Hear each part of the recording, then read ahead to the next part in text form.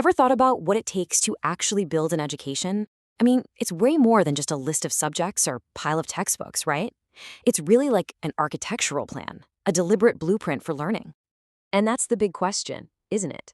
If a school is a place where we build our minds, well, somebody has to draw up the plans. Every single lesson, every activity, it's all part of a larger design. Someone has to be the architect. You know, the curriculum theorist Hilda Taba put it perfectly way back in 1962. It's so simple, but so profound. A curriculum isn't just something that happens, it's a plan. It's a conscious, intentional design to make learning happen. And if we want to get a little more specific, UNESCO gives us this fantastic definition. It's built around 4 key questions. What should students learn? Why should they learn it? How will they learn it? And how do we know they've learned it well? The keywords here are systematic and intentional.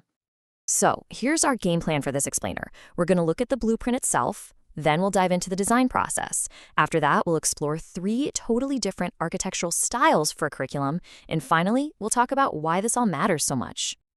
All right, let's really lock in this main idea. A curriculum isn't just the textbook. It's more like a map, a guide that lays out all the important journeys and destinations that'll help students really get it. It's the entire design for how teaching and learning connect.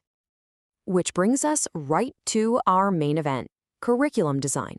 This is the actual job of being the architect. It's the process of taking all the pieces, the subjects, the skills, the goals, and arranging them into a pattern that actually makes sense and works. Okay, so how do you actually make one of these blueprints? It's definitely not just thrown together. There's a very clear, systematic cycle that the architects of curriculum follow to make sure the whole thing is effective. And here it is, the curriculum development cycle. It's a loop that never really stops. First, you start with a needs assessment. What's the point? What do students actually need? Then you develop the curriculum itself. Next, you implement it. You put it into action in the classroom. And here's the crucial part. You evaluate it. Did it work? And the answer to that question feeds right back into the next needs assessment. And this is so cool because you can see that cycle in action. Look how different subjects like math and science are at different stages of the process. It's a reminder that this isn't a one-and-done thing. It's this ongoing, deliberate effort that unfolds over years to keep learning relevant. Now, when you're designing, you're always thinking in 2 directions. First, there's horizontal organization, or what we call scope. Think of that as the floor plan for a single grade. How do science and history connect this year? Then there's vertical organization, or sequence. That's like the staircase. How does what you learn in algebra this year build the foundation for next year? Okay, let's get into the different architectural styles. The first one is probably the one you know best. It's the subject-centered design. I like to think of it as a fortress, built to protect and pass down essential, established knowledge. This is the classic model, for sure. You've got your separate boxes, math, history, science. The main goal? To fill the students' heads with that content. The teacher is the expert, the keeper of the knowledge, and their job is to transmit it. A lot of times, this means following the textbook, chapter by chapter. But what if the building isn't about the knowledge, but about the person growing inside it? Well, that brings us to style number 2, the learner-centered design. This isn't a fortress. It's more like a greenhouse, designed specifically to help each individual student grow. So here, the whole game changes. The curriculum isn't preset. Instead, it grows out of what the students need, what they're interested in, what they're curious about. The teacher's role completely shifts too.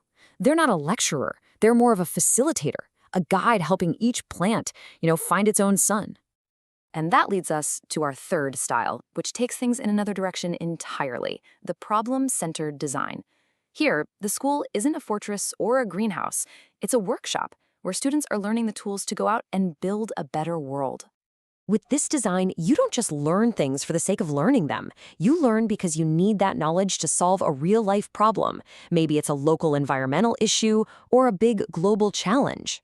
Learning becomes super relevant, and students become active problem solvers, not just passive listeners. This table just lays it all out so clearly.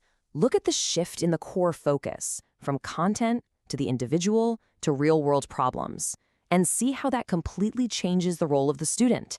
They go from a passive receiver to an active participant to a problem solver.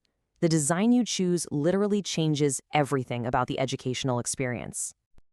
Of course, in the real world, it's not always so perfectly divided. There's a hybrid approach called core designs.